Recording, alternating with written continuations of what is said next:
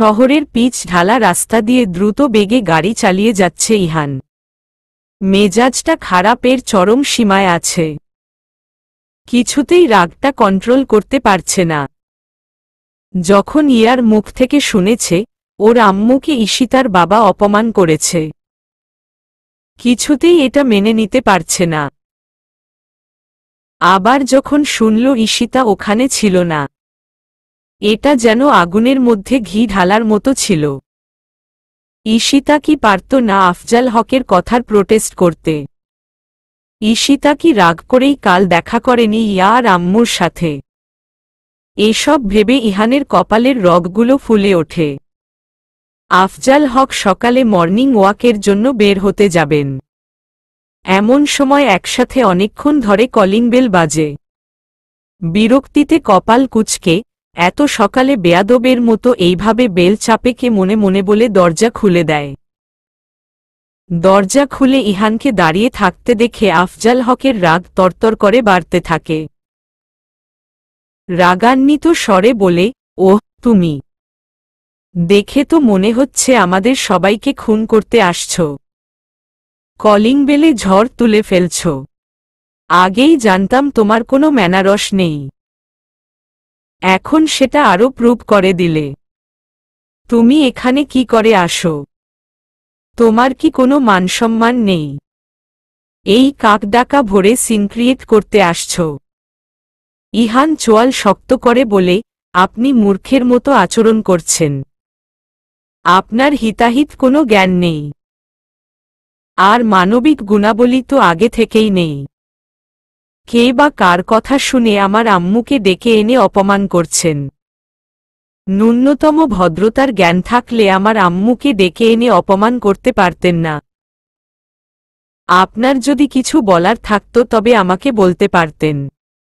আপনি আমার আম্মুকে সরি বলবেন। আফজাল হক ইহানের কথা শুনে অগ্নিগর্ভ মূর্তি হয়ে বলে, তুমি একটা বেয়াদব ছেলে। তুমি তোমার বড়দের সাথে এরকম রূঢ় আচরণ করতে পারো না। তোমার আম্মু তোমাকে আদর দিয়ে বেয়াদব করেই তৈরি করেছে। আফজাল হকের শেষের কথা শুনে ইহানের চোখ রক্তবর্ণ ধারণ করে। দাঁত কটমট করে বলে, আপনি আপনার লিমিট ক্রস করছেন। আসমা বেগম কিচেনে ছিলেন। কলিং বেলের শব্দ শুনে শাড়ির আঁচল দিয়ে হাত মুছতে মুছতে ড্রয়িং রুমের দিকে আসেন। এসে এসব দেখে ফোঁস করে নিঃশ্বাস ছেড়ে চুপ করে দাঁড়িয়ে রয়। মনের ভেতর হাজারো কথা থাকলেও সাহস করে বলতে পারছেন না ওনার স্বামীর ভয়। কিছু বলতে গেলেই ধমক দিয়ে থামিয়ে দিবেন, যা ইহানের সামনে ওনাকে বড় লজ্জায় ফেলবে। আমি ঘুম থেকে জেগে ফ্রেশ হয়ে রুম থেকে বের হই। এমন সময় ড্যাডের উচ্চ কণ্ঠ শুনে সেদিকে এগিয়ে গিয়ে দেখি মেইন দরজার সামনে ইহান গলা উঁচু করে ড্যাডকে অপমান করে কথা বলছে। এটা দেখে ইহানের প্রতি আমার যে সহানুভূতি ছিল তা নিমিষেই মুছে গিয়ে ঘৃণায় পরিণত হয়। আমি একটু ওকে টলার করতে পারছি না। ওর সামনে না গিয়ে ভেতরে চলে আসি। আফজাল হক তেজি গলায় বলে, তুমি এখান থেকে এখনই চলে যাও, তা না হলে আমি পুলিশ ডাকব। আর আজকের পর থেকে তুমি আমাদের সাথে যোগাযোগ করার চেষ্টা করবে না। ইহান এক হাত উঁচু করে বলে, ব্যাস অনেক হয়েছে। এই মুহূর্তের পর থেকে আপনাদের সাথে যোগাযোগ রাখার কোনো ইচ্ছা আমারও নেই। আর আমার আম্মুকে সরি না বলা অবধি আপনার বা আপনার মেয়ের সাথে আমি কখনোই যোগাযোগ রাখব না, বলে ইহান গটগট করে চলে যায়। আসমা বেগম পিছন থেকে ইহানকে ডাকতে থাকে। ইহান কোনো সাড়া না দিয়ে চলে যায়। ব্রেকফাস্ট করার জন্য আমি, ভাইয়া, ড্যাড বসেছি। ডাইনিংয়ে পিনপন নীরবতা। আমার গলা দিয়ে খাবার নামছে না, শুধু প্লেটের খাবার নেড়েই যাচ্ছি। এর মধ্যেই ড্যাড গম্ভীরভাবে বলে ওঠে, আমি অনেক চিন্তা ভাবনা করে বুঝলাম এরকম একটা রগচটা ছেলের সাথে সম্পর্ক করা ঠিক হয়নি। আমি চাচ্ছি যা হওয়ার হয়েছে। সম্পর্কটা আমি ছিন্ন করতে চাচ্ছি। এটা শুনে আমার বুকটা কেঁপে ওঠে। হঠাৎই আমার হাতটা পেটের উপর যায়। চোখের কার্নিশ বেয়ে পানি পড়তে থাকে। এটা শুনে আসমা বেগম আর চুপ করে থাকতে পারলেন না। মৃদু আওয়াজে আফজাল হককে উদ্দেশ্য করে বলেন, এত বড় সিদ্ধান্ত রাগের মাথায় নেওয়া ঠিক হবে কি? আফজাল হক থমথমে গলায় বলে, আমি আমার ডিসিশন জানালাম। এবার তোমরা ভেবে দেখো। কান্নাগুলো দলা পাকিয়ে আসছিল। আমি হাত ধুয়ে দ্রুত রুমে চলে আসি। চার দেওয়ালের মাঝেই আমার কান্নার শব্দ আবদ্ধ থাকে। দম বের হয়ে আসবে বলে মনে হচ্ছে। চতুর্দিক থেকে নিঃসঙ্গতা আমাকে ঘিরে ধরছে। নিজেকে বড় অসহায় মনে হচ্ছে। ইহান বাসায় যেয়ে শাওয়ার নিয়ে বের হয়। এমন সময় ওর রুমে আয়েশা বেগম আসেন। ইহানকে জিজ্ঞেস করে, সকালে কোথায় গিয়েছিলে? ইহান বিষণ্ণ কণ্ঠে জবাব দেয়, ঈশিতাদের বাসায়। আয়েশা বেগম উৎসুকভাবে বলে, ঈশিতাকে নিয়ে আসলি না? ইহান ভেঙ্গে পড়া মন নিয়ে বলে, আর ঈশিতা? আয়েশা বেগম চিন্তিত হয়ে বলে, তুই ওখানে গিয়ে নতুন করে আবার কোনো ঝামেলা পাকিয়ে আসিসনি তো? ইহান ফোঁস করে নিঃশ্বাস ছেড়ে বলে, খালুর সাথে দেখা হল। উনি আমার পর খুব রেগে গেলেন। আমি তোমার অপমানের কথা বলে তোমার কাছে সরি বলতে বলায় উনি আরও রেগে যান এবং আমাকে পুলিশের হুমকি দেয়। আমি রাগক্ষোভে ওখানে আর এক মুহূর্তও দাঁড়াতে পারছিলাম না। ঈশিতার সাথে না দেখা হয়েই চলে আসি।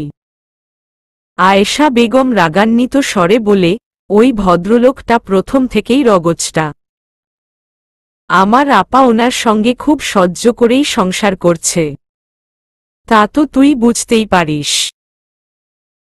উনি মাঝে মধ্যে একেবারে মূর্খের মতো আচরণ করেন। এই কথাগুলো শুনে ইহান ওর মায়ের মুখের দিকে তাকায়। তবুও ইহান, তোর উচিত হয়নি উনার সাথে ওভাবে কথা বলা। যতই হোক উনি তোর গুরুজন। তুই একসময় গিয়ে মাফ চেয়ে আসিস। আগে তোমার থেকে সরি বলবে, তারপর এর আগে নয়। ইহানের সোজা উত্তর। আয়েশা বেগম দীর্ঘ শ্বাস নিয়ে ইহানকে বলতে থাকে, তুই আমার নারী ছেঁড়া ধন। আমি তোর কষ্ট সব বুঝতে পারি। তোর মুখটা শুকিয়ে গিয়েছে। টেনশনে তুই কেমন এলোমেলো হয়ে গিয়েছিস। বিপদে ভেঙ্গে পড়তে নাই। আল্লাহর উপর ভরসা রেখে ঠান্ডা মাথায় বিপদকে মোকাবেলা করতে হয়। তুই এখানে বসো। মায়ের কথা মতো ইহান বিছানায় বসে থাকে। আয়েশা বেগম খাবার নিয়ে আসে। ভাত মাখিয়ে ইহানকে খাইয়ে দিতে থাকে। ইহান খাবার চিবুতে চিবুতে বলে, খালুজান আমাকে ওনাদের সাথে যোগাযোগ করতে নিষেধ করেছে। তুই চিন্তা করিস না, সব ঠিক হয়ে যাবে। পারলে তুই ঈশিতার সাথে যোগাযোগ কর। ইহান মৃদু আওয়াজে বলে, এ বিষয় নিয়ে আমার আর ভালো লাগছে না। এটা নিয়ে আমি আর কোনো কথা বলতে চাচ্ছি না। ইহান পানি খেয়ে বলে, আম্মু আমার মেডিকেলে যেতে হবে। স্যার ফোন করেছিল। ইহান মেডিকেলে গিয়ে রাউন্ড সেরে এসে ফাইল রিফ্রেশ করার সময় একই বিষয় ডাবল করে জিজ্ঞেস করে, যা অতীতে কখনো হয়নি। ইহানকে এই অবস্থায় অন্যমনস্ক দেখে প্রফেসর স্যার বলেন, ইহান, তোমাকে দেখে মনে হচ্ছে তুমি ভালো নেই। Are you okay? ইহান বিষয়টা এড়িয়ে গিয়ে বলে, সরি স্যার, আমি ঠিক আছি। বিকেল 5টা বাজে বিছানায় শুয়ে আছি। সারাদিন রুমেই আছি। আজ মেডিকেলেও যায়নি। কিছুক্ষণ আগে ফারিয়া ফোন করে বলল, আন্টি এখন অনেকটা ভালো আছে, তবে হসপিটালেই আছে। কবে রিলিজ করবে এখনো বলেনি। মাঝে মাঝেই ফোনটা হাতে নিয়ে চেক করি। ভাবি হয়তো ইহানের কল বা কোনো মেসেজ আসবে। না, সেটা আমার ভাবনাই রয়ে যায়, বাস্তবে আর রূপ নেয় না। রাতে খাওয়ার টেবিলে ড্যাড বলল, ঈশিতা, সবকিছু ভুলে নিজের পড়াশোনায় মন দাও। আমি খুব দ্রুতই জঞ্জাল ফেলে দেব সেই ব্যবস্থা করছি। আর আমি ড্রাইভারকে বলে রেখেছি, তোমাকে সকালে মেডিকেলে নামিয়ে দিয়ে আসবে, আবার নিয়ে আসবে। ড্যাডের কথা শুনে আমার মনে হল দুনিয়ার সব কষ্টের পাহাড় যেন আমার বুকের উপর চেপে বসছে। আমার হাত পা ঠান্ডা হয়ে আসছে, যেখানে অভ্যাসগতভাবে ইহান আমাকে নিয়ে আসে, সেখানে কিনা ড্রাইভার আমাকে আনা নেওয়া করবে। আমি চুপ করে থাকি। তারপর রুমে এসে বেকনিতে গিয়ে ইজি চেয়ারে বসে চোখ বন্ধ করে ভাবতে থাকি, ভাগ্যটা কত অসহায়। এমন অবস্থায় আছি আমি যে কাউকে নিজ থেকে খবরটা দেওয়ার কোনো ইচ্ছেই হচ্ছে না। যাকে সবার আগে জানাতে চেয়েছিলাম সে আমার কথা শোনার আগেই সবটা পাল্টে দিল। আদৌ কি আমি ইহানকে জানাতে পারব? আমার ভাগ্যাকাশে আজ কালো মেঘের ঘন ঘটা। এই কালো মেঘ কি কখনো দূর হবে? কিছুক্ষণ পর মমো এক গ্লাস দুধ হাতে আমার রুমে আসে। আমার হাতে ধরিয়ে দিয়ে বলে, দুধটা খেয়ে নে, সারাদিন তেমন কিছুই খাসনি, আবার ডিনারেও না খেয়ে চলে আসলি। আমি মমোকে বলি, রেখে দাও, পরে খাবো। মমো বলে, খেয়ে নিস কিন্তু। আমি যাচ্ছি, একটু পর এসে যেন ফাঁকা গ্লাস দেখি, বলে মমো চলে যায়। আমি গ্লাসটা হাতে নিয়ে একটু খেতেই গা গুলিয়ে আসে। দ্রুত ওয়াশরুমে গিয়ে বমি করে বেসিন ভাসিয়ে ফেলি। চোখে মুখে পানির ছিটা দিয়ে বিছানায় এসে গা এলিয়ে দেই। শরীরটা খুবই দুর্বল লাগছে। ইহান সবার সামনে নিজেকে স্বাভাবিক রাখার জন্য প্রতিনিয়ত নিজের সাথে যুদ্ধ করে চলছে। বেশি সময়ই একা কাটাচ্ছে। রাতে বিছানায় শুয়ে দুচোখের পাতা এক করতে পারছে না। চোখ বন্ধ করতেই ঈশিতার মায়াবী ফেস ভেসে আসছে। ইহান মনে মনে বলে, ঈশিতা কি আমাকে ছাড়া, আমার সাথে না কথা বলে ভালো আছে কি? ঈশিতা, তোমাকে ছাড়া আমি একদমই ভালো নেই। ঈশিতা, তুমি আমার ভালো থাকার মেডিসিন। একবার নিজে থেকে আমার কাছে এসো। আমি তোমাকে ফিরিয়ে দেব না। আগলে রাখব তোমাকে আমার বুকে। তুমি যতই ভুল করো না কেন, তবুও আমি তোমাকেই চাই। ঈশিতা, তুমি যদি এসে আমাকে দেখতে, তুমি ছাড়া আমার কি অবস্থা হয়েছে। এই অবস্থায় দেখে তুমি কান্নায় এমন ভেঙে পড়তে, তোমাকে কেউ থামাতে পারত না। আজকে নিজেকে মেরুদণ্ডহীন মনে হচ্ছে। যে তুমি আমার নিঃশ্বাস, হৃদস্পন্দন, সেই তুমি নেই। তাহলে আমার অবস্থা মরে বেঁচে থাকা। এসব নানান কিছু ভাবতে ভাবতেই ইহান একসময় ঘুমিয়ে পড়ে। পরের দিন ড্রাইভার আঙ্কেলের সাথে মেডিকেলে যাই। গাড়ি থেকে নেমে দেখি ফারিয়া ওয়েট করছে। ওর সাথে ভেতরে যেতে থাকি। আমি ফারিয়াকে জিজ্ঞেস করি, আন্টি এখন কিরকম আছে? ফারিয়া বলে, এখন অবস্থার উন্নতি হয়েছে। আম্মুর কাছে ফুপি আর আমার এক দুঃসম্পর্কের খালাম্নি আছে। আর সাহেল ভাইয়া তো আছেনই, সব সমম খোঁজ খবর নিচ্ছেন। আমি ফারিয়ার সাথে হেঁটে গেলেও আমার চোখ দুটি একটিবার ইহানকে দেখার জন্য খুঁজে বেড়াচ্ছে। এর মধ্যে 2 বার হোঁচটও খেয়েছি। এই অবস্থা দেখে ফারিয়া বলে, ঈশিতা, তুই ঠিক আছিস তো? তোকে দেখে কেমন জানি মনে হচ্ছে। উৎসুকভাবে আরও বলে, তুই ইহান ভাইয়ার সাথে আসলি না যে? আমি কথাটা এড়িয়ে যাই আর বলি, এসব বাদ দে, ক্লাসে চল, দ্রুত দেরি হয়ে যাবে। ওদিকে ইহান প্রতিদিনের মতো রাউন্ড শেষ করে ফাইল রিফ্রেশ করে জমা দিয়ে দ্রুত গেইটের দিকে আসতে থাকে, ভাবে একবার দূর থেকে হলেও এক নজর ঈশিতাকে দেখবে। চারিদিকে চোখ বুলাতে থাকে। হঠাৎ গেইটের সামনে স্টার্টিং অবস্থায় একটি গাড়ি দেখতে পায়। চিনতে দেরি হয় না যে এটা ঈশিতাদের গাড়ি। ফলে ও দ্রুত হেঁটে যেতেই গাড়িটি চলে যায়। চারিদিকে নিস্তব্ধতা বিরাজ করছে।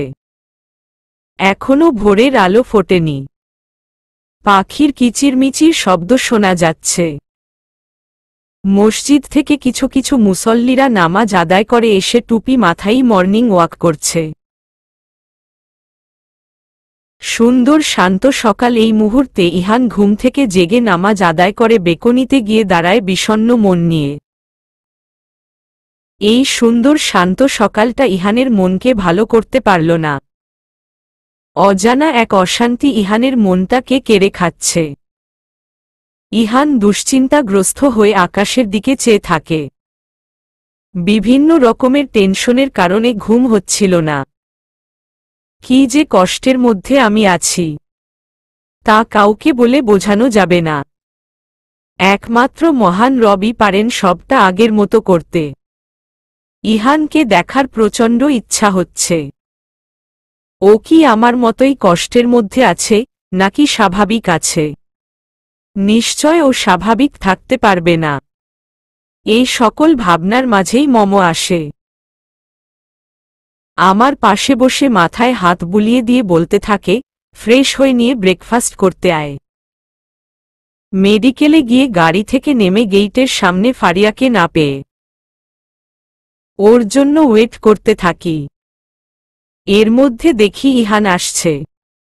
ওকে দেখার জন্য আমার মনটা খুব ছটফট করছিল। ওকে দেখতে পেয়ে মনটা শান্ত হয়ে যায়। ইহানকে এলোমেলো উস্কো খুস্কো দেখাচ্ছে। না জানি কত কষ্টের মধ্যে রয়েছে। ইহান কাছে আসতেই বুক ভরা অভিমান নিয়ে নিজেকে ঘুরিয়ে নিলাম। ইহান গাড়ি থেকে নেমেই ওর দৃষ্টি ঈশিতাকে খুঁজছিল। একটু এগিয়ে আসতেই ঈশিতাকে দেখে ওর ভালো লাগতে লাগল। কথা বলবে কি বলবে না দোটানায় ছিল। ঈশিতা মুখ ঘুরিয়ে নেওয়াতে ইহানের কথা বলার ইচ্ছাটা ওখানেই দমে যায়। প্রচণ্ড কথা বলার ইচ্ছে থাকা সত্ত্বেও আর চোখে ঈশিতাকে দেখে পাশ কাটিয়ে চলে যায়।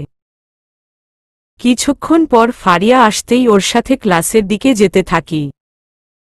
ইহান বাসায় এসে লাঞ্চ করে বিছানায় শুয়ে চিন্তা করতে থাকে, ভালো লাগার বিষয়গুলো এখন কেমন যেন ভালো লাগছে না। জীবনটা কেন যে এমন হয়ে গেলে? ভুলটা কার? ভুলটা কি শুধু আমারই? এরকম নানান চিন্তার মাঝে অভিযোগ নিয়ে চিন্তা করে ঈশিতা আমাকে দেখে মুখ ঘুরিয়ে নিল। আমি এতটাই খারাপ হয়ে গেলাম ওর কাছে? বিকেলে মম এসে কফি দিয়ে যায়। কফির মগে চুমুক দিতে গিয়েই ইহানের কথা মনে পড়ে যায়। ইহান বলে আমার হাতের কফি ওর কাছে সবচেয়ে ভালো লাগে। ও কি পারত না আমার সাথে কথা বলতে? আমার বিরুদ্ধে ওর মনে নানান অভিযোগ তৈরি হয়েছে, যার কারণেই আমার সাথে কথা বলতে পারল না। ভুল কি শুধু আমারই? রাত 10টা বাজে। আয়েশা বেগম ইহানের রুমে এসে দেখেন ইহান কপালের উপর এক হাত দিয়ে চোখ বন্ধ করে শুয়ে। ইহানের পাশে এসে বসে মৃদু আওয়াজে বলে, ইহান ঘুমিয়ে পড়েছিস? ইহান ওর আম্মুর কথা শুনে উঠে বসে বলে, না আম্মু ঘুমায়নি। চিন্তা করিস না, সব ঠিক হয়ে যাবে। তোর খালাম্নি ফোন করে বলল ঈশিতার বাবা নাকি উকিলের সাথে কথা বলেছে ডিভোর্সের ব্যাপারে। ডিভোর্স শব্দটা শুনে ইহান চমকে ওঠে। চোখ বড় বড় করে বলে, হোয়াট? রাগান্বিত সুরে আরও বলে, আম্মু এরকম যদি হয়েই থাকে তাহলে আমার থেকে খারাপ কেউ হবে না। ইহানের কথা শুনে আয়েশা বেগম গভীর চিন্তায় পড়ে যায়। ঠোঁট প্রসারিত করে বলে, মাথা গরম না করে। আমি বলি কি, তুই বরং ঈশিতার সাথে কথা বল। তোদের মাঝের ভুল বোঝাবুঝিগুলো মিটিয়ে নে। দেখবি সব ঠিক হয়ে যাবে। পূর্বের মতোই জীবন ফিরে পাবি তোরা। ইহান মাথা নিচু করে বলে, ঠিক আছে, আমি ট্রাই করব। অনেক রাত হয়েছে, ঘুমিয়ে পড় বাবা, বলে আয়েশা বেগম চলে যান। ইহান রুমজুড়ে পায়চারি করতে থাকে আর ভাবতে থাকে এখন কি করবে। এক হাতে মাথার চুল টেনে ঠোঁট কামড়ে ধরে ভেবে নেয় ঈশিতার সাথে কথা বলবে। তারপর ফোন নিয়ে ঈশিতার কাছে কল করে। ঘড়ির কাঁটা রাত 12টার ঘর ছুঁই ছুঁই। ঘুম আসছে না, বিছানায় শুয়ে এপাশ ওপাশ করছি। এর মধ্যে ফোনটা বেজে ওঠে। ফোনের স্ক্রিনে ইহানের নামটা দেখে মনের মধ্যে ভালো লাগা অনুভব করলাম। রিসিভ করে চুপ করে থাকি। ফোনের ওপাশে ইহানও নিশ্চুপ হয়ে আছে। ইহানের প্রগাঢ় নিঃশ্বাসের শব্দ শুনতে পাচ্ছি। নীরবতা ভেঙ্গে ইহান উঁচু গলায় বলে, এসব আমি কি শুনছি?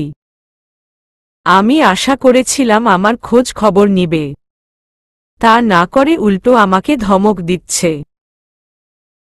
আমার সোজা জবাব, আমার তো মনে হয় না ভুল কিছু শুনেছেন। আর আপনি আমার লাইফ নিয়ে খেলতে পারেন না।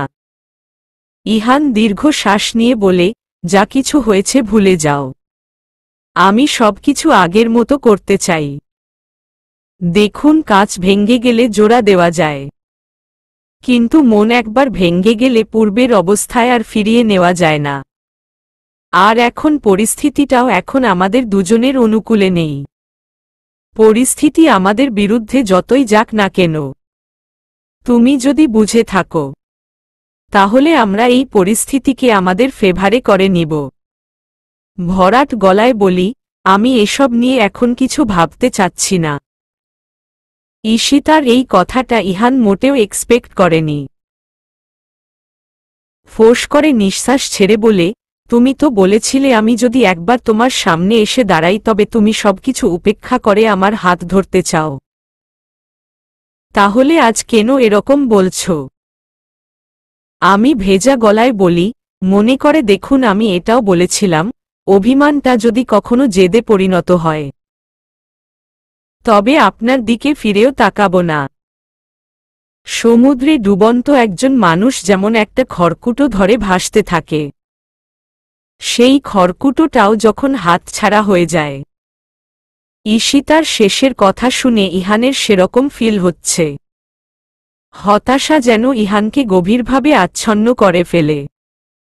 কান্নাগুলো দলা পাকিয়ে আসছিল, কষ্টগুলো বুক চেপে ধরছিল। আমি আর কথা বলতে পারছিলাম না। হাত থেকে ফোনটা নামিয়ে রাখি। ইহান কয়েকবার হ্যালো হ্যালো করার পরও ঈশিতার রেসপন্স না পেয়ে ফোন রেখে বেকনিতে চলে যায়। ঈশিতার শেষের কথা ও নানান স্মৃতি ভাবতে ভাবতেই হতাশ মনে গিটার নিয়ে গাইতে থাকে। তোমায় ছোঁয়ার ইচ্ছে আমায় ভীষণ পীড়া দিচ্ছে, বলো কবে ছুতে দিবে, তুমি আবার আমার হবে, বলো কোনো তারিখে কবে। আমার একলা একা থাকা, একা স্মৃতি ধরে রাখা, আর পারছি না এভাবে, তুমি আবার আমার হবে, বলো কোনো তারিখে কবে। গল্প লিখি যত্ন করে, তোমায় শোনাবো তাই, আসবে ফিরে পূর্ণ করে, দিবে আমায় পুরোটাই। আমার চোখের কোণে ক্ষত, তোমায় আবছা দেখি কত, জল মুছে দিবে কবে, তুমি আবার আমার হবে, বলো কোনো তারিখে কবে। আমার একলা একা থাকা, একা স্মৃতি ধরে রাখা, আর পারছি না এভাবে, তুমি আবার আমার হবে, বলো কোনো তারিখে কবে। স্মৃতির আগুন পুড়ছে পুরুক, আমার ভেতর বাহির, প্রহর গুণে মনটা আজও হয়ে থাকে অধীর। তোমায় ছোঁয়ার ইচ্ছে আমায় ভীষণ পীড়া দিচ্ছে, বলো কবে ছুতে দিবে, তুমি আবার আমার হবে, বলো কোনো তারিখে কবে। আমার একলা একা থাকা, একা স্মৃতি ধরে রাখা, আর পারছি না এভাবে, তুমি আবার আমার হবে, বলো কোনো তারিখে কবে। আমার লাইফের প্রথম ও শেষ ভালো লাগার মানুষটার সাথে যদি ঠিকমতো কথা বলতে না পারি তাহলে মনের সাথে শরীরও খারাপ হয়ে যায়। রাতে ইহানের সাথে ভালোভাবে কথা না হওয়াতে ঠিকমতো ঘুমাতে পারিনি। প্রচণ্ড হেডেক হচ্ছে, মাথাটাও ঘুরছে, মনে হচ্ছে বিপি বেড়ে গেছে। মমকে বিষয়টা না জানিয়ে ব্রেকফাস্ট করতে বসি। টেবিলে ভাইয়া, ড্যাড আগে থেকেই ছিল। ভাইয়া আমার মুখের দিকে তাকিয়ে বলে, ইস্যু বুড়ি, তোর শরীর ঠিক মনে হচ্ছে না। তুই ঠিকমতো দেখলাম হাঁটতে পারছিস না। এর মধ্যেই আমি সেন্সলেস হয়ে পড়ি। ঈশিতার মা পাশে দাঁড়িয়ে থাকায় দ্রুতই ধরে ফেলে। ইরফান আর আসমা বেগম মিলে ঈশিতাকে বিছানায় শুয়ে দেয়। আসমা বেগম সাধারণভাবে জ্ঞান ফেরানোর সকল কৌশল অবলম্বন করে, কিন্তু তাতেও লাভ হয় না। এটা দেখে আফজাল হক চিন্তিত হয়ে বলে, সময় নষ্ট না করে ইরফান তাড়াতাড়ি ঈশিতাকে হসপিটালে নিয়ে চল। পপুলার হসপিটালে নিয়ে ঈশিতাকে অ্যাডমিট করা হয়। 7 তলার 3 নম্বর কেবিনে ভর্তি করা হয়। কর্তব্যরত ডক্টর প্রাথমিক চিকিৎসা দিতে থাকে। হাতে ক্যানোলা পরিয়ে স্যালাইন দিয়ে রাখে। ঈশিতা ঘুমিয়ে থাকে। ঈশিতার মম আসমা বেগম কেবিনের ভেতর থাকে। আফজাল হক আর ইরফান করিডোরের সামনে থাকে। ডাক্তার আসমা বেগমকে আশ্বস্ত করে বলে, ভয়ের কোনো কারণ নেই ইনশাআল্লাহ। ম্যাডাম এখনই আসবে। ম্যাডাম এসে পরবর্তী চিকিৎসা দিবে। এর মধ্যেই গাইনোকোলজিস্ট ডসাব্রিনা নিতু এসে পড়ে। ঈশিতার বিপি চেক করে বলেন, বিপি একটু বেশি আছে, আর কিছু টেস্ট করতে হবে। একজন সিস্টার ব্লাড কালেক্ট করে টেস্টের জন্য নিয়ে যায়। আসমা বেগম চিন্তিত হয়ে ঈশিতার বেডের পাশের চেয়ারে বসে আছে। লিজা প্রতিদিনের ন্যায় হসপিটালে এসে ম্যাডামের চেম্বারে যেতেই ডসাব্রিনা নিতু লিজাকে উদ্দেশ্য করে বলে, লিজা 3 নম্বর কেবিনের নিউ পেশেন্টের কিছু টেস্ট দেওয়া হয়েছে। রিপোর্ট দিলে রিপোর্টটা নিয়ে আমার চেম্বারে আসো। ওকে ম্যাম, লিজা বলে। 2 ঘন্টা পর লিজা রিপোর্টগুলো নিয়ে ম্যাডামের চেম্বারে আসে। রিপোর্ট দেখে ডক্টর বলেন, মেয়েটা প্রেগন্যান্ট। এটা আমি প্রাথমিক ধারণা করেছিলাম, ফলে প্রেশারটা একটু বেড়ে গেছে। আর যেটা এখন লক্ষণীয় তা হল ব্লাডে হিমোগ্লোবিন এর পরিমাণ কিছুটা কম আছে। ডক্টর এর সাথে রিপোর্ট নিয়ে লিজা 3 নম্বর কেবিনে যায়। কেবিনের ভিতর গিয়ে বেডে ঈশিতাকে দেখে লিজা অবাক হয়। ফাইলটা চেক করে দেখে নামটা ঠিক আছে কিনা। ভালো করে লক্ষ্য করে দেখে জান্নাতুল ফেরদৌস ঈশিতা নামটা জ্বলজ্বল করছে। লিজা ভাবতে থাকে Ishita pregnant. How possible? Doctor Sabrina Nitu ঈশিতাকে জিজ্ঞেস করে, তোমার এলএমপি ডেট কত? ঈশিতা কিছুক্ষণ মনে করার চেষ্টা করে পরে ডেটটা বলে। ডক্টর বলেন, you are pregnant since 3 month. এটা শুনে ঈশিতার মম অবাক হন। ডক্টর ঈশিতাকে জিজ্ঞেস করে, তুমি 3 মাস হতে প্রেগন্যান্ট, এটা কি তুমি জানো না? এই অবস্থায় কোনো টেনশন করা যাবে না। শারীরিকভাবে কিছু নিয়ম কানুন মেনে চলতে হয়। খাবারের প্রতিও বিশেষ নজর দিতে হয়। তুমি এই বিষয়গুলো মেইনটেইন করতে পারো নাই বলেই তোমার এই অসুবিধাটা হয়েছে। আমি শিওর ছিলাম না, কারণ আমার পিরিয়ড মাঝে মাঝে ইরেগুলার ছিল। তবে আমার শারীরিক ও মানসিক পরিবর্তনের ফলে কয়েকদিন আগে আমি বুঝতে পেরেছিলাম যে আমি প্রেগন্যান্ট। লিজা অবাকের পর অবাক হচ্ছে, আর ভাবছে ইহানকে তো আশেপাশে কোথাও দেখছে না। ওদের না 5 তারিখে বিয়ের ডেট, তাহলে এটা কি করে সম্ভব? ঈশিতার গর্ভে কার সন্তান?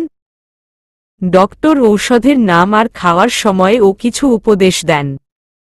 সেগুলা লিজা লিখে ঈশিতার ফাইল প্রস্তুত করে। লিজা ম্যামের সাথে কেবিন থেকে বের হয়ে যায়। ঈশিতার মমো ওর পাশে বসে বলে, তুই আমাকে জানাসনি কেন? দুপুরের দিকে হসপিটালে আলিশা আর আকাশ আসে। আলিশা ইরফানের সাথে কথা বলার সময় শুনেছে ঈশিতা হসপিটালে ভর্তি হয়েছে। শোনার সাথে সাথে ওর ভাইয়াকে বলে, আমাকে নামিয়ে দিয়ে এসো, হসপিটালে এই সময় যাওয়াটা জরুরি। আলিশা আর আকাশ যে দেখে করিডোরের সামনে রাখা চেয়ারে ইরফান আর ওর বাবা বসে আছে। আলিশা ঈশিতাকে দেখতে ভেতরে যায়। আকাশ ইরফান আর আফজাল হকের সাথে কুশল বিনিময় করে। আকাশ চলে যায়। লিজার মাথায় শুধু একটা প্রশ্নই ঘুরপাক খাচ্ছে, এটা কি করে সম্ভব? বিষয়টা যদি ইহান জানতে পারে, আমার ধারণা ও ঈশিতাকে খুন করে ফেলবে। আর বিয়ে তো করবেই না। আর আমি যতটুকু ইহানকে চিনি তাতে বিয়ের আগে ইহানের দ্বারা এটা কখনোই সম্ভব নয়। বিয়ের আগে কখনোই ইহান টাচ করবে না, আমি শিওর। লিজা মনে মনে ভাবে, সারপ্রাইজ তো ইহানের জন্য গ্রেট সারপ্রাইজ হবে। ডিসিশন নেয় ইহান সহ বাকি বন্ধুদেরকে ডেকে আনা যেতে পারে। ঈশিতার জন্যই আমার জীবনের সবচেয়ে বড় স্বপ্নটা ভেঙে যায়। ঈশিতার সম্পর্কে এরকম জানলে ইহান আমার উপর ওর যে রাগ ক্ষোভ আছে সেটা আর থাকবে না। হয়তো ইহান ওর ভুল বুঝতে পেরে আমাকে আপন করে নিবে। তখন আমার স্বপ্ন পূরণ হবে। এটা ভেবেই লিজার ঠোঁটের কোণে হাসি ফোটে। লিজা ফোনটা নিয়ে ইহানের কাছে কল করে। ইহান মেডিকেলেই ছিল। কল রিসিভ করে সালাম দিয়ে বলে, কে বলছেন? লিজা অবাক হয়ে ভাবে, ইহান কি তবে আমার নম্বরটা ডিলিট করেছে, সেই জন্য কে বলছেন বলছে। তারপর লিজা হতাশ হয়ে বলে, আমি সেই ভাগ্যহতা মেয়ে যে তোর সার্বক্ষণিক সফলতা কামনা করে। ইহান ফোঁস করে নিঃশ্বাস ছেড়ে বলে, এত ভঙ্গিতা বাদ দিয়ে কি জন্য ফোন দিয়েছিস বল? গলার স্বর শুনে বুঝতে পারে লিজা তোর জন্য সারপ্রাইজ ওয়েট করছে। তুই আমাদের হসপিটালে আয়। আমার মন মানসিকতা ভালো নেই লিজা, আমি এখন যেতে পারবো না। আয় তুই, ঈশিতা আছে। ঈশিতার নাম শুনে আশ্চর্য হয়ে বলে, কি হয়েছে ঈশিতার? লিজার সোজা জবাব, তুই নিজে এসেই না হয় সেটা দেখ। আর কথা না বলে লিজা ফোন রেখে দেয়।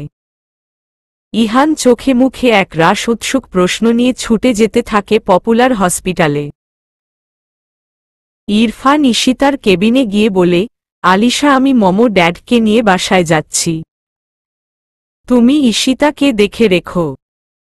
মমো ড্যাড বাসায় গিয়ে শাওয়ার নিয়ে ফ্রেশ হয়ে বিকেলে আসবে। তুমি ঈশিতার পাশে থাকো। আলিশা নরম কণ্ঠে বলে, তুমি চিন্তা করো না, আমি আছি এখানে। আন্টি আঙ্কেলকে বাসায় নিয়ে যাও।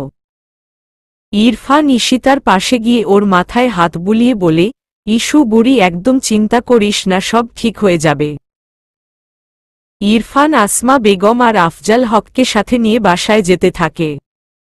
আফজাল হক চুপ করে আছেন। খবরটা শোনার পর উনি নিজেও বুঝতে পারছেন না কি করবেন। ইহান হসপিটালে গিয়ে লিজার কাছে ফোন করে বলে, লিজা কোথায় তুই? আমি নিচে আছি।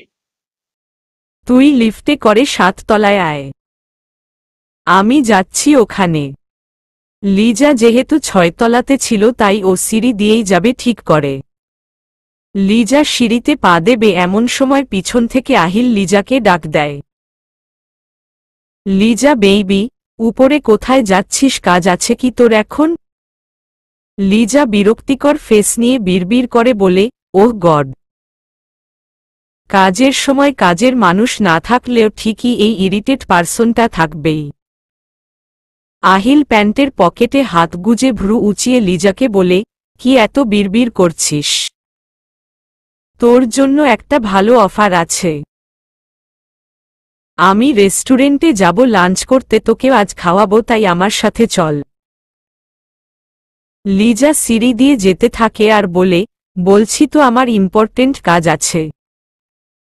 তুই বিরক্ত করিস না। আহিল লিজার পিছনে যায় আর বলে, ওকে বেবি, নো প্রবলেম, তোর কাজ শেষ হলে একসাথে যাব। লিজা উপরে গিয়ে দেখে ইহান দাঁড়িয়ে আছে 7 তলার লিফটের সামনে। লিজা ইহানকে বলে 3 নম্বর কেবিনে চল।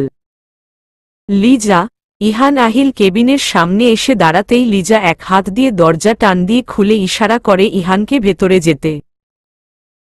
ইহান আগে ভেতরে ঢোকে, তারপর লিজা আর আহিল। ইহান ভিতরে গিয়ে সামনের দিকে তাকিয়ে দেখে আলিশা টুলের উপর বসে আছে। তারপর বেডে তাকিয়ে চোখ বন্ধ অবস্থায় ঈশিতাকে দেখতে পেয়ে ইহান বাকরুদ্ধ হয়ে যায়। কথা বলার ভাষা হারিয়ে ফেলে।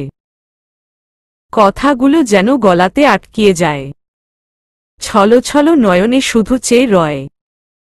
এই সেই মেয়ে যার জন্য তুই আমার ভালোবাসাকে ছুঁড়ে ফেলে দিয়ে পদদলিত করে আমাকে অপমান করেছিস। আমাকে তোর ন্যূনতম বন্ধুত্বের মর্যাদা থেকে বঞ্চিত করেছিস। সেদিন জিয়া উদ্যানে এই মেয়েটার সামনে আমাকে লাঞ্ছিত করেছিলি। তাতে আমি তো বাসায় যেতে পারছিলাম না। এমন অবস্থা হয়েছিল, বারবার আমার নিজেকে শেষ করে দিতে ইচ্ছে করছিল। এই মেয়ের কারণে পদে পদে সুযোগ পেয়ে তুই আমাকে অপমান করেছিস। কলেজের প্রোগ্রামে তোর সাথে কি একে মানায়? আমাকে তাচ্ছিল্যভাবে ছুঁড়ে ফেলে দিয়ে তুই ওর সাথে ডুয়েট গাইছিলি। লিজার কথা শুনে ইহানের রাগ তরতর করে বেড়ে যায়। ধমক দিয়ে বলে, stop, what do you mean? কেবিনের বাকিরা আশ্চর্যিত হয়ে লিজার মুখের দিকে চেয়ে আছে।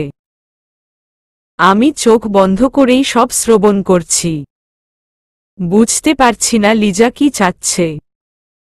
লিজা ইহানকে উদ্দেশ্য করে বাঁকা হাসি দিয়ে বলে, কুল কুল। এই মেয়ের উপর তোর না পাহাড় সমান বিশ্বাস। তুই গর্ব করিস। আজ তোর মাথা হেট হয়ে যাবে। লিজার এই অ্যাটিটিউড দেখে ইহান আরো ক্ষিপ্ত হয়ে ওঠে।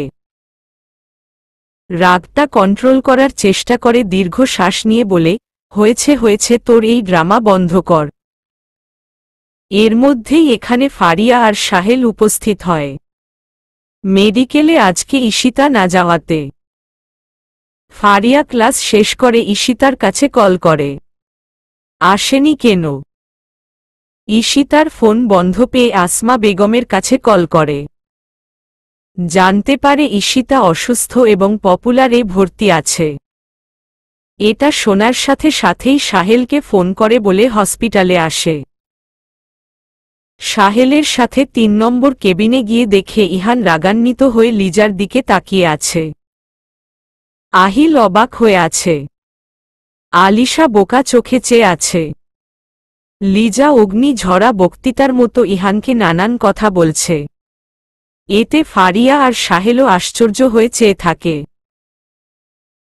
লিজা ঠোঁটে ঠোঁট চেপে বলে, বিয়ে ছাড়া কোনো মেয়ে যদি প্রেগন্যান্ট হয় আমাদের সোসাইটিতে তাকে কিভাবে ট্রিট করে ইহান? লিজার কথা শুনে আমার দুচোখ গড়িয়ে পানি পড়ছে।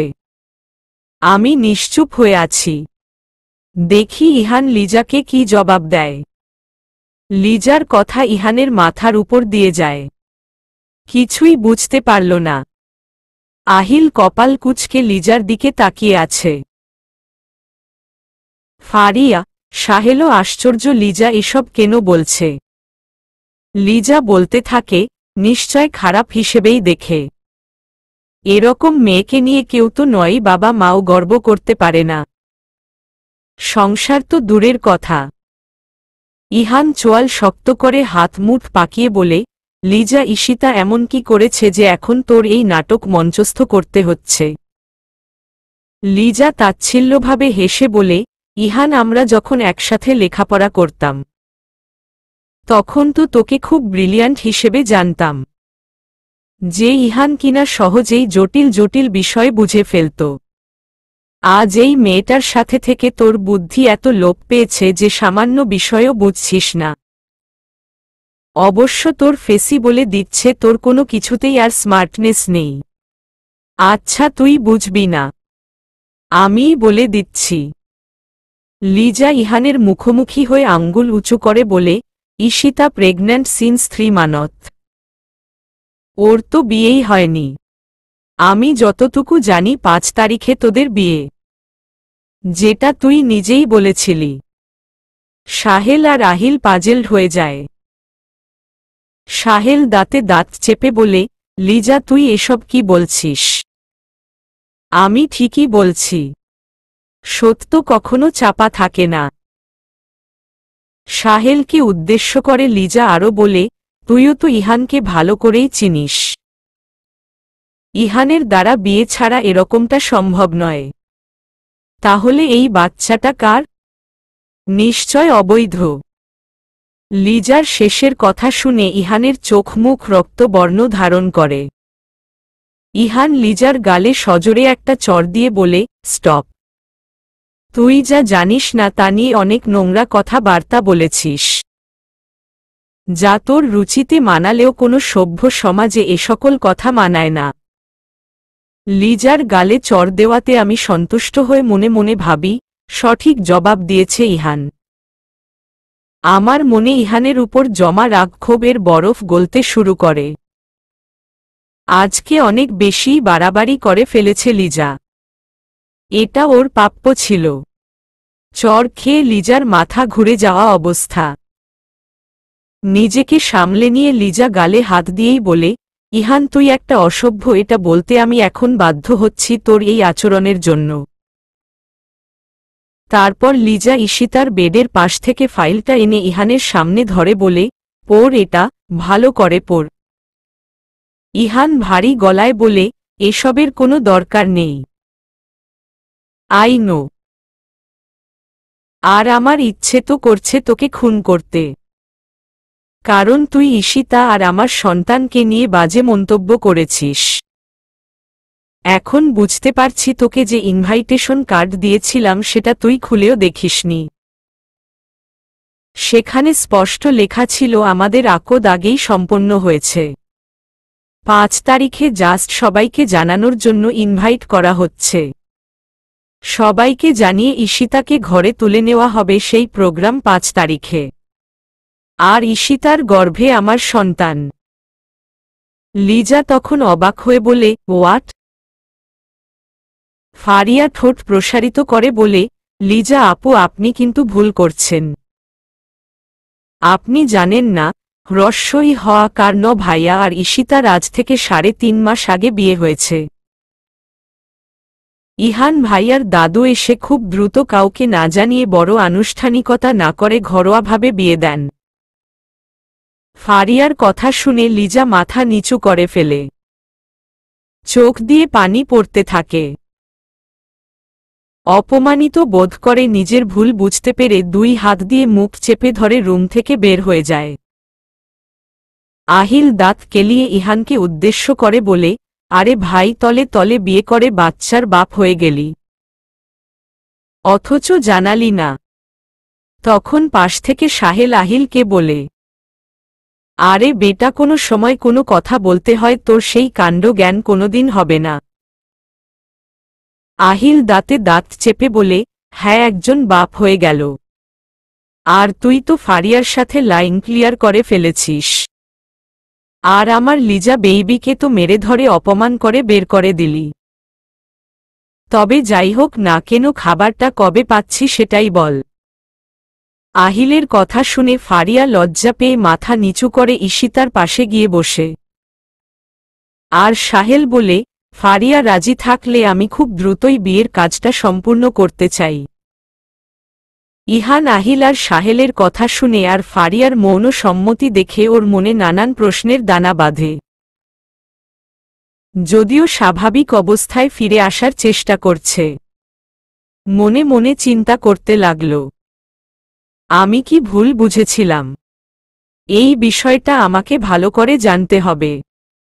জানার জন্য উৎসুকভাবে সাহলে প্রশ্ন করে ইহান, কবে থেকে এই কেস চলছে? সাহেল গড়গড় করে বলতে থাকে, ফারিয়াকে প্রপোজ করার ক্ষেত্রে ঈশিতার অবদান অনেক বেশি। ইহান কৌতূহলবশত জিজ্ঞেস করে, মানে? ফারিয়া মৃদু আওয়াজে বলে, আসলে ভাইয়া সেদিন রেস্টুরেন্টে যেতে ঈশিতা আমাকে ইন্সপায়ার করেছিল। আর আমি ওকে জোর করে রেস্টুরেন্টে নিয়ে গিয়েছিলাম। সেদিন যদি ঈশিতা না আসতো তাহলে হয়তো এরকম হতো না। লজ্জায় আমার একা রেস্টুরেন্টে যাওয়া হয়ে উঠত না। এর মধ্যে সাহেল বলতে থাকে, ওই দিনই আমি প্রপোজ করি ফারিয়াকে। ইহান মনে মনে বলে, ও শিট। সেদিন রেস্টুরেন্টে ফারিয়াও ছিল ঈশিতার সাথে। সাহেলের হাত ধরে আহিল বলে, বন্ধু চল দেখি আমার লিজা বেইবি কই গেল। যাই লাঞ্চ করাই আনি। বলে আহিল সাহেলকে টানতে টানতেই নিয়ে যায়। ফারিয়া তখন সাহেলের যাওয়াতে নিজেও যাওয়ার জন্য প্রস্তুতি নেয়। আমার মাথায় হাত রেখে বলে, এখন কি রকম অনুভব করছিস? ইশারায় বলি, ভালো। ফারিয়া তখন বলে, আমার আম্মুকে হসপিটালে অ্যাডমিট করার দিন তুই যখন আসছিলি তোকে দেখে খুব ক্লান্ত মনে হচ্ছিল। হসপিটালে আসা নিয়ে ফারিয়ার এই কথা শুনে ইহান ভাবতে থাকে, ঈশিতা সাহেলের সাথে দেখা করতে এসেছিল না, ও ফারিয়ার আম্মুকে দেখতে আসছিল। কপালে হাত দিয়ে দীর্ঘ নিঃশ্বাস ছেড়ে বলে, ও শিট। বারবার ভুলটা আমারই হয়েছে। ইহানের নিজের উপর নিজেরই খুব রাগ লাগছে। কেন সবটা ভালো করে না জেনেই ঈশিতার সাথে মিসবিহেভ করতে গেল। আরও ভাবতে থাকে, ঈশিতাকে আমি যতটুকু জানি এবং চিনি ও নৈতিকতায় অটল। নিজের জীবন দিয়ে হলেও অন্যের উপকার করবে। অন্যায় অসৎ কাজের আশ্রয় নিবে না। এটা পরিষ্কার হয়ে গেল আমার কাছে ভুলটা আমারই। ঈশিতার কাছে ক্ষমা চেয়ে সবকিছু স্বাভাবিক করার দায়িত্বটাও আমারই। ফারিয়া বিদায় নিয়ে চলে যায়। তারপর আলিশা ওদেরকে প্রাইভেসি দেওয়ার জন্য ইহানকে বলে, ভাইয়া আমি একটু আসছি বলে বাইরে চলে যায়। ইহান বুক ভরে নিঃশ্বাস নিয়ে আমার দিকে এগিয়ে গিয়ে আমার পাশে বসে। আমি বুক ভরা অভিমান নিয়ে মুখটা অন্যদিকে করি। ইহান তখন আমার হাত ধরে শীতল কণ্ঠে অপরাধ বোধ নিয়ে বলতে থাকে, আমি সত্যি সত্যি লজ্জিত। আমাকে ক্ষমা করে দাও। যদিও এই মুহূর্তে তোমার সামনে দাঁড়ানোর মতো যোগ্যতা আমার নেই, তবুও আমাকে ক্ষমা করে দাও। ইহানের এরকম কথা শুনে আমি ইহানের দিকে মুখ করি। ইহান বলতে থাকে, ঈশিতা তোমাকে ছাড়া আমি একদম ভালো নেই। তুমি ছাড়া এই ইহান শূন্য কোনো মূল্য নেই। আমি ফুপিয়ে কাঁদতে থাকি আর বলি, আপনাকে ছাড়া আমিও ভালো নেই। তারপর ইহানের ধরে রাখা হাতের উপর আরেকটা হাত দিয়ে বলি, আচ্ছা বলেন তো আপনি এরকম কেন করেছিলেন? ইহান আমার চোখের পানি মুছে দিয়ে বলে, হুশ আর কান্না নয়। তারপর বলতে থাকে, আমার ভুল ছিল। তুমি বাদ দেও এসব। তুমি আমাকে একটা সুন্দর সুসংবাদ দাও, আমি তোমার মুখ থেকে শুনতে চাই। ইহানের কথা শুনে আমি লজ্জা পেয়ে দৃষ্টি অন্যদিকে করি। তারপর ইহানের একটা হাত আমার পেটের উপর রাখি। ইহান আমার পেটের উপর কিস করে বলে, আই লাভ মাই বেবি। জীবনের সবথেকে বড় গিফটটা আজ তুমি আমাকে দিলে সুইটহার্ট। আমার অনুভূতিগুলো বলে ভাষায় প্রকাশ করা যাবে না। ইহান ওর কান আমার পেটের উপর রেখে বলে, বেবির হার্টবিট শোনার ট্রাই করছি। ইহানের পাগলামো দেখে আমি হেসে ফেলি। আমাকে নড়াচড়া করতে দেখে ইহান বলে, এখন তুমি কিরকম ফিল করছো? কেন সমস্যা হচ্ছে কি? আমি ইশারায় বলি, না, সমস্যা নেই। এখন মোটামুটি ভালো আছি। শুয়ে থাকতে থাকতে পিঠ লেগে গিয়েছে। ইহান মৃদু হেসে আমাকে বসতে সাহায্য করে। আমি উঠে বসে ইহানের কাঁধের উপর আলতোভাবে মাথা রাখি। সেই সময় ইহান দীর্ঘ নিঃশ্বাস ছেড়ে বলে, উফ, কি যে কষ্টের মধ্যে ছিলাম, সেটা তোমাকে বলে বোঝাতে পারবো না। কয়দিন তোমাকে ছাড়া আমি তো প্রায় মৃতই ছিলাম। হার্ট থেকে হৃদস্পন্দন বন্ধ হয়ে গিয়েছিল। তারপর আমাকে 2 হাত দিয়ে ওর বুকের মধ্যে জড়িয়ে বলল, এখন যেন প্রাণ ফিরে পেলাম। আমি ইহানের ফেসের দিকে তাকিয়ে দেখি, ওর মাথার উপর থেকে কষ্টের পাহাড়টা সরে গেল। মুখে আনন্দের ছায়া ফুটে উঠল। অনুভূতিটা আমারও একই রকম হচ্ছে। আমার সকল চাওয়া পাওয়া গুলো ইহানের কাঁধে রেখে আমি প্রশান্তিময় আনন্দে বিভোর হয়ে রইলাম। ইহান মৃদু আওয়াজে বলে, সুইটহার্ট, আমাদের বেবির চেহারাটা আল্লাহ যেন তোমার মতো কিউট করে। আমি ঠোঁট প্রসারিত করে বলি, গায়ের রংটা যেন আপনার মতো দুধে আলতা হয়। ইহান মুচকি হেসে আমাকে শক্ত করে জড়িয়ে ধরে। এর মধ্যে আসমা বেগম আর আফজাল হক ঈশিতার কেবিনে আসতে গিয়ে দেখে করিডোরের সামনে রাখা চেয়ারে আলিশা বসে ফোন স্ক্রোল করছে। আলিশা ওনাদের দুজনকে দেখতে পেয়ে উঠে দাঁড়িয়ে বলে, ইহান ভাইয়া আসছে। ইহানের কথা শুনে আফজাল হক ও আসমা বেগম দ্রুত কেবিনের ভেতরে যায়। গিয়ে দেখেন ঈশিতা ইহানের কাঁধে মাথা দিয়ে গল্প করছে। এটা দেখে আফজাল হক আর আসমা বেগমের মুখে হাসি ফোটে। আমি মনে মনে ভয় পাচ্ছি যে ড্যাড আবার ইহান এখানে দেখে রিয়াক্ট না করে বসে। ইহান উঠে দাঁড়িয়ে কার্টেসি মেইনটেইন করে। আফজাল হক ইহানকে উদ্দেশ্য করে বলে, তোমার আম্মুকে জানিয়েছ? ঈশিতার অসুস্থতার বিষয়টা জানে কি? ইহান জবাব দেয়, আমার এখনো জানানো হয়নি। আম্মু বোধহয় জানে না। আচ্ছা ঠিক আছে, আমি ফোন করে বলছি। বলেই পকেট থেকে ফোন বের করে কল দেয়। এটা দেখে আমি স্বস্তির নিঃশ্বাস ছাড়লাম। যাক, সবকিছু ভালো হচ্ছে। ঈশিতা তো এখন অনেকটা সুস্থ বোধ করছে। তাই দেখি আজকে রিলিজ করানো যায় কিনা। আপনারা সবাই বসেন, আমি দেখছি বলে ইহান বের হয়ে যায়।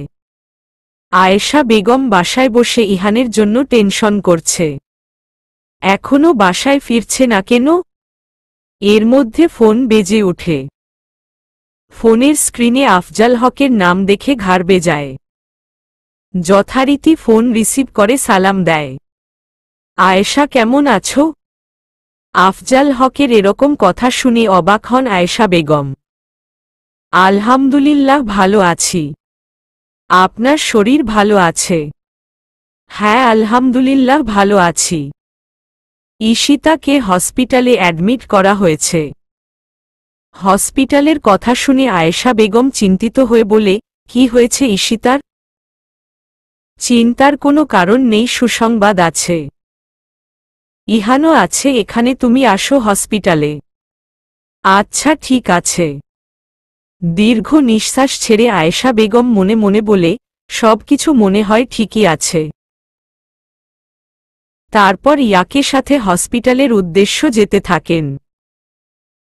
মম আমাকে খাবার খাইয়ে দিচ্ছে। এর মধ্যে ইহান এসে বলল আজকে রিলিজ করবে না, কাল সকালে রিলিজ করবে। ইহান ফ্রেশ হওয়ার জন্য বাসায় গিয়েছে। বলেছে সন্ধ্যার আগেই চলে আসবে। ইয়া আর খালামনি আসছে। ইয়া খবরটা শোনার পর থেকে ছেলে বেবি হলে কি নাম রাখবে, মেয়ে বেবি হলে কি নাম, এই নিয়ে হাজারো কথা বলেই চলেছে। ভাইয়া বিকেলে আসে। ভাইয়াকে উদ্দেশ্য করে মম বলে, ইরফান আলিশা সেই সকালে আসছে। ওকে এখন বাসায় দিয়ে আয়। আলিশা সবার থেকে বিদায় নিয়ে ইরফানের সাথে বের হয়ে যায়। ইরফান ড্রাইভ করছে আর আলিশা চুপচাপ বসে আছে।